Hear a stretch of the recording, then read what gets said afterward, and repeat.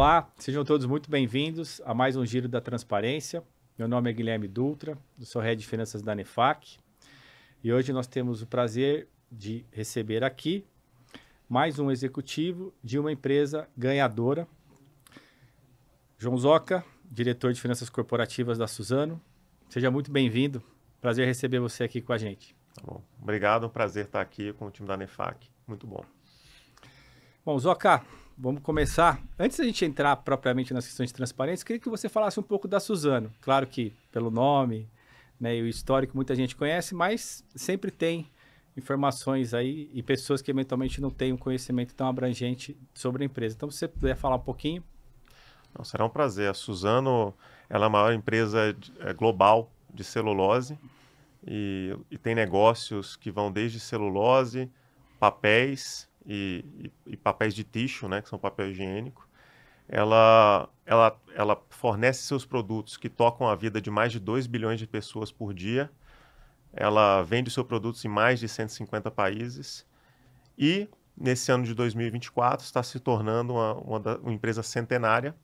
Ela foi fundada pelo Leon Pfeffer, em 1924. É um empreendedor ucraniano que veio para o Brasil. E, desde o início, a Suzano teve esse espírito empreendedor de inovação. Tanto que, na década de 60, ela foi a empresa que introduziu o plantio de eucalipto como alternativa para a produção de celulose, e desde então esse modelo vem disruptando o mercado. Recentemente, em 2019, tivemos um outro marco na história, que foi uma grande fusão entre a Suzano Papel e Celulose e a Fibria, que criou a nova Suzano, a líder global em exportação de celulose de mercado, de eucalipto no mundo. E desde então, com base na nossa estratégia 2020-2024, a gente vem crescendo, ampliando as nossas operações, realizando investimentos significativos no Brasil. E como resultado desse investimento, no segundo semestre desse ano, a gente teve o prazer de começar as operações da maior fábrica de celulose do mundo, localizada em Ribas do Rio Pardo, uma unidade que produz por ano 2,5 milhões de toneladas, transformando a comunidade e também ajudando o estado do Mato Grosso do Sul. Então, foi um orgulho ter o startup dessa unidade, eu acho que marcou o nosso centenário. E também seguindo a nossa estratégia e mostrando um pouco de como a Suzano quer expandir em novos negócios e também expandir em novos elos da cadeia com vantagem competitiva, a gente realizou 2 investimentos significativos internacionais esse ano. O primeiro foi a aquisição de uma participação na Lenzing, uma empresa líder e inovadora no mercado têxtil, de fibras têxteis a partir de celulose. E o segundo investimento, que foi a aquisição de ativos da Pactiv, no Arkansas, nos Estados Unidos, também entrando agora de forma operacional nos Estados Unidos, no segmento de Liquid Packaging Board, que são basicamente aqueles papéis cartões que você usa em leite, ou se não em copos que são produzidos lá e são muito comuns. Legal. Empresas centenárias, quando eu puxo pela memória, confesso que tem alguma dificuldade. Até vem algumas, mas é muito bom saber que temos, né, mais uma empresa centenária aqui no nosso país. Zoca, quando a gente fala em transparência, enfim, o tema em si ele é bastante abrangente, Sim. mas a gente tem que traduzir isso em questões práticas. Procedimentos, políticas, processos. O que você, olhando os últimos anos, tá? Pensando nos últimos 2, 3 anos, o que você destacaria que foram práticas, políticas, né, que a empresa fez, que de alguma maneira levaram a mais uma vez ter esse reconhecimento com uma premiação como essa? Acho que a jornada de transparência na Suzano ela faz parte de um pouco dos valores da empresa. Então é até difícil falar dos últimos 2, 3 anos, vou falar um pouco talvez depois da fusão com a Fibria, que é onde a gente teve alguns desafios. O primeiro foi com 2 empresas haviam 2 culturas diferentes, tanto de integração de processos, de como as 2 empresas olhavam para a transparência. Então, acho que esse foi um desafio inicial que foi uma bela evolução desde ali de 2019, essa harmonização, esse entendimento de como lidar com os stakeholders internos e stakeholders externos, e também a consolidação das suas políticas internas e externas de como se relacionar no seu ambiente. Vale destacar, né, que a Suzano é uma empresa aberta em mercado, então ela tem ela tem o mais alto nível de governança da B3. A gente também tem ADRs, que são negociadas na Bolsa de Nova York. Então, os nossos processos internos, eles prezam muito pela transparência. E tudo que foi feito de lá para cá, ele, sem dúvida nenhuma, ele leva em consideração esses aspectos. Vou dar talvez alguns exemplos, depois dessa harmonização de cultura. A gente divulga todas as nossas políticas de atuação, desde política de endividamento, política anticorrupção, política de sustentabilidade, política de relacionamento com as comunidades. Então, a gente é bem cuidadoso e bem transparente de informar, tanto internamente para os nossos colaboradores, para as comunidades, para os nossos investidores, qual é a nossa forma de atuação. E, logicamente, isso se reflete nos processos mais comuns, que são aqueles de divulgação.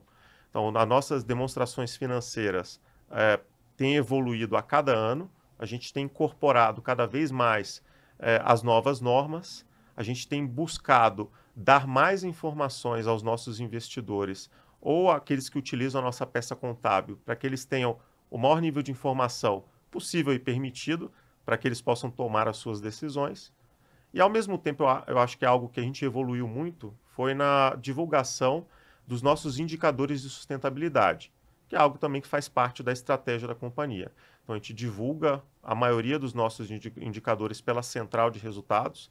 Então, lá você pode acessar mais dos 350 indicadores de sustentabilidade da companhia em diversos frameworks de divulgação. A gente tenta atender aos grandes, como o GRI, CDP, TCFD e agora o mais novo, né, o ISSB, que com a nova regulação do IFRS, que é algo que a gente tem trabalhado internamente para se adaptar. Perfeito. Bom, você mencionou aqui as questões culturais, né, que são extremamente relevantes. Pensando no tamanho da empresa e operações novas, como você mesmo colocou, né, que vocês estão agora com uma operação nova fora do país, planta, certo? Sim. Como a gente consegue manter esse alinhamento cultural? Estou pensando nas questões de transparência, mas a gente pode falar de cultura de uma forma mais abrangente. Como manter, então, esse alinhamento cultural, considerando uma empresa com essa abrangência?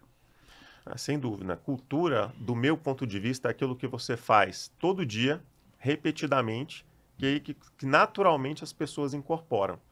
Então, primeiro, a gente já tem um time relativamente sênior, que está na função há muito tempo. Isso ajuda muito, porque dá muita estabilidade aos processos internos.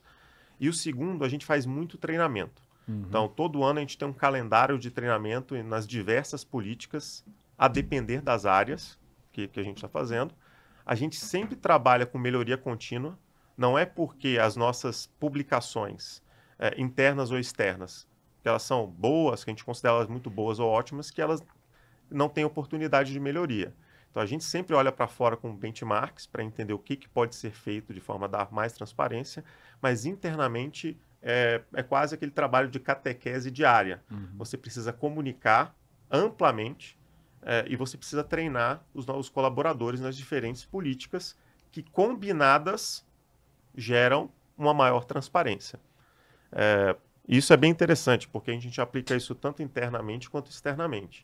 A gente tem quase uma política que a gente chama de materialidade dupla, que é para a gente divulgar os nossos indicadores de sustentabilidade, entender o que é importante, a gente tem a conversa interna e a conversa externa com as comunidades. Então, a gente leva em consideração o que a gente escuta das comunidades, que a gente atua, os nossos investidores, na hora de definir a nossa estratégia de divulgação. Esse é um exemplo.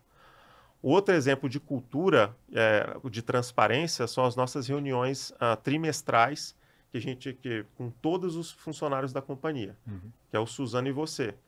Lá é onde o presidente da Suzano e os vice-presidentes divulgam todo o resultado daquele trimestre e tem um diálogo aberto com todos os funcionários.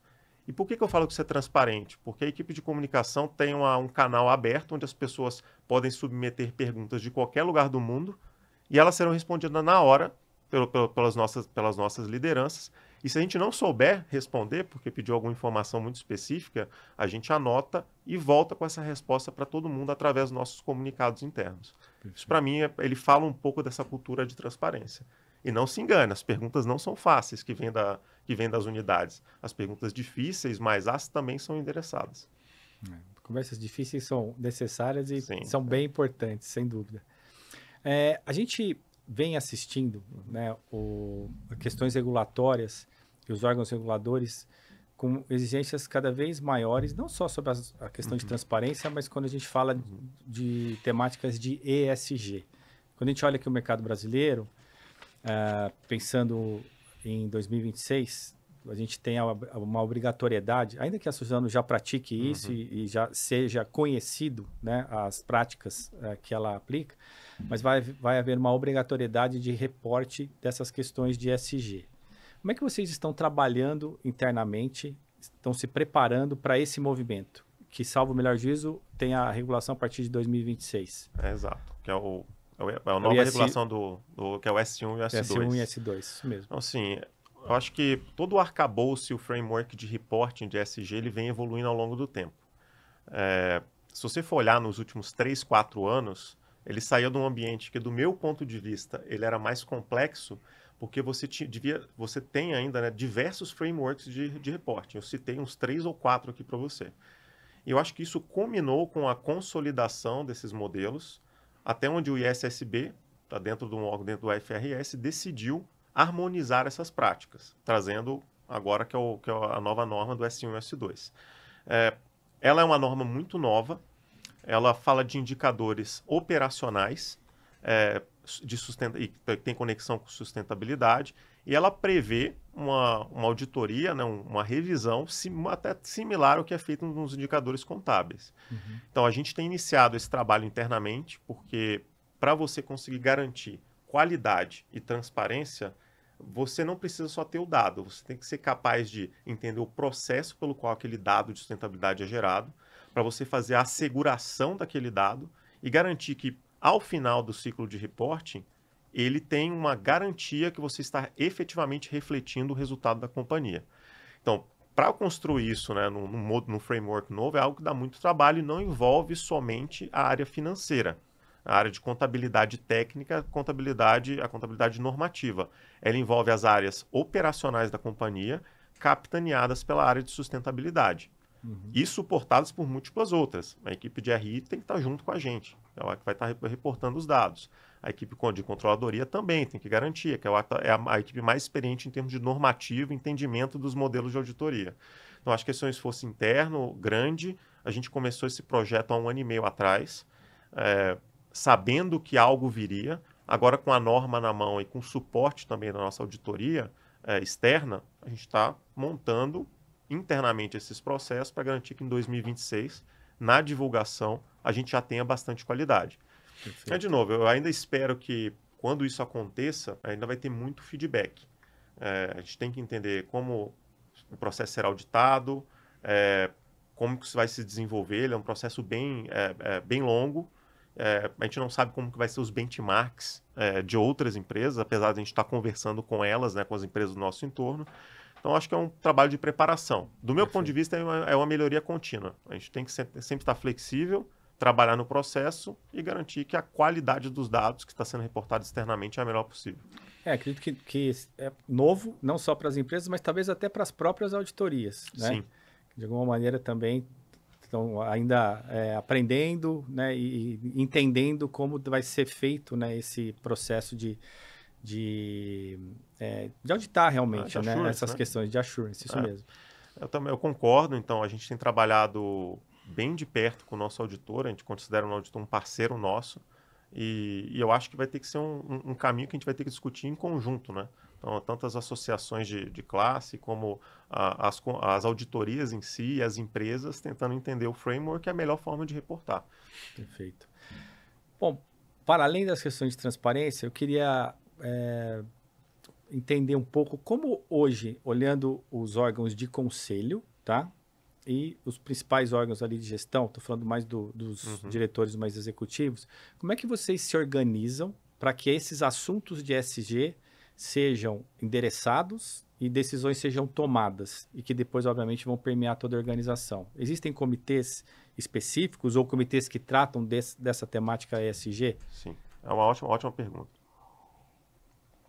Então, a governança da Suzano, ela é muito bem estruturada, desde o nível de conselho igual você falou, comitês de conselho, até como esses conselhos interagem com a alta liderança da companhia.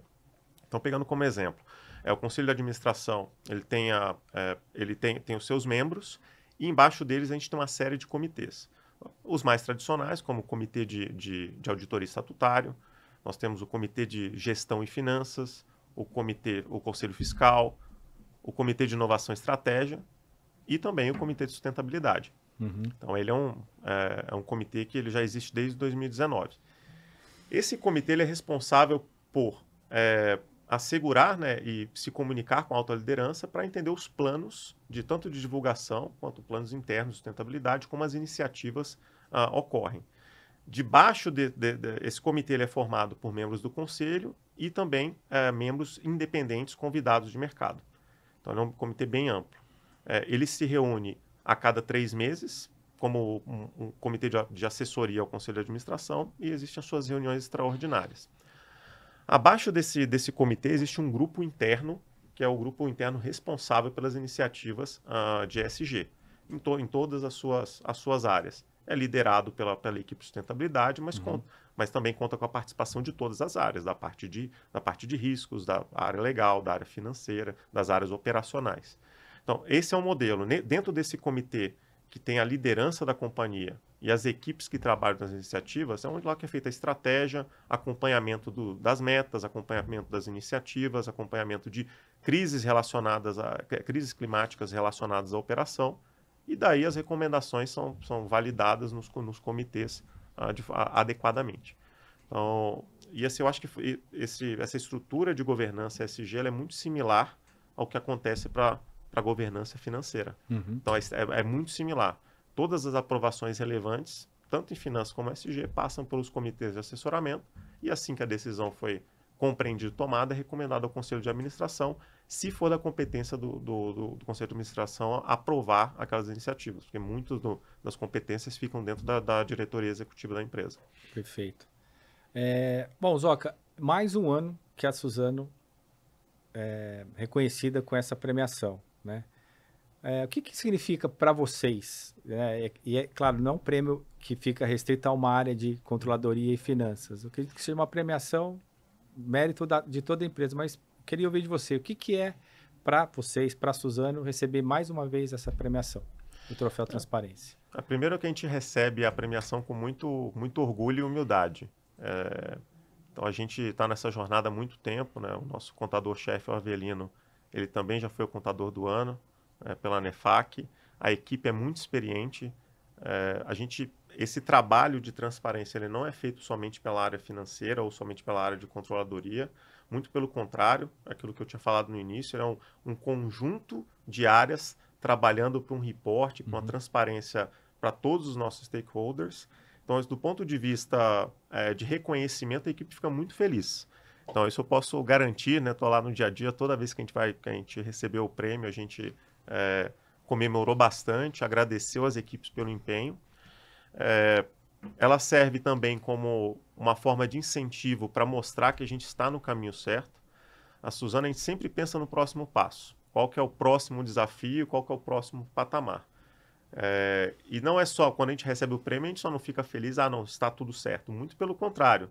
A gente é inspirado pelas empresas que também ganharam o prêmio na nossa categoria, a olhar as DFs deles, a olhar os relatórios de sustentabilidade, entender o que eles fazem de diferente, quais as melhores práticas que ele aplica e se é algo que a Suzano pode fazer diferente. Perfeito. Então, eu fico muito orgulhoso do time ter essa mentalidade de crescimento e melhoria contínua, porque isso garante que a gente não para no tempo. Porque transparência pode ser, hoje a minha DF, assim como as normas sempre vão aparecendo, hoje eu estou muito bem. Então, se eu não continuar mudando, sendo flexível, me adaptando, pode ser que daqui a alguns anos eu não tenha esse mesmo status.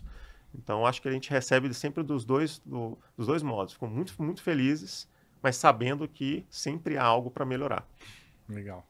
Zoca, a gente está caminhando para o final, né, desse episódio. A gente fluiu bastante bem, né, a conversa. Então, antes de eu fazer o encaminhamento, né, para o fechamento desse episódio, queria que você fizesse aí suas palavras finais, falando um pouco, né, não só do troféu, da Suzano, enfim. Fica à vontade aí para... Tá bom. Eu gostaria de novo de agradecer a equipe. Eu acho que o trabalho de divulgação ele é um trabalho árduo. A nossa equipe ela se empenha a cada ano para poder melhorar. Então, já mencionei o Arvelino, que é o nosso contador-chefe, o Sérgio, que é o nosso gerente de contabilidade, a Juliana, o Felipe, a equipe de RI, liderada pela Camila, né? Toda a equipe técnica do SGS, liderada pelo Campelo, assim como as áreas de suporte, a Marina, a nossa diretora de sustentabilidade. É toda uma equipe que trabalha em prol, né, do melhor para a companhia.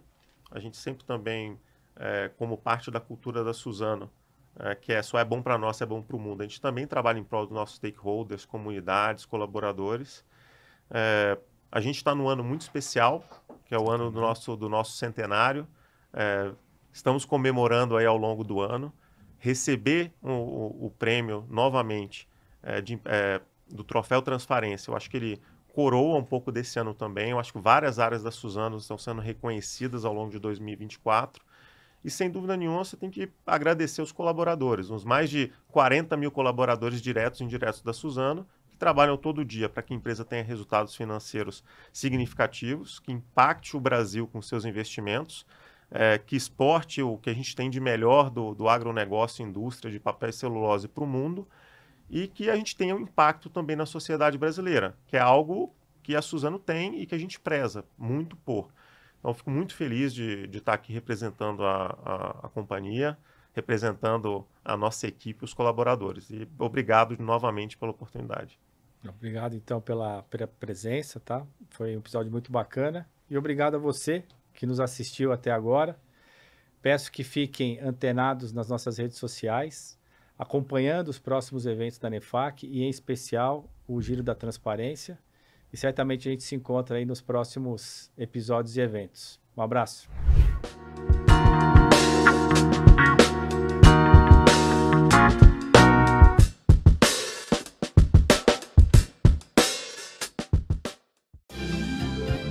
Enquanto você se esforça para ser um sujeito normal e fazer tudo igual, eu do meu lado aprendendo a ser louco, um maluco total, na loucura real, controlando a minha maluquez, misturada com minha lucidez, vou ficar com certeza maluco, beleza, eu vou ficar com certeza maluco, beleza. Suzano, uma startup de 100 anos.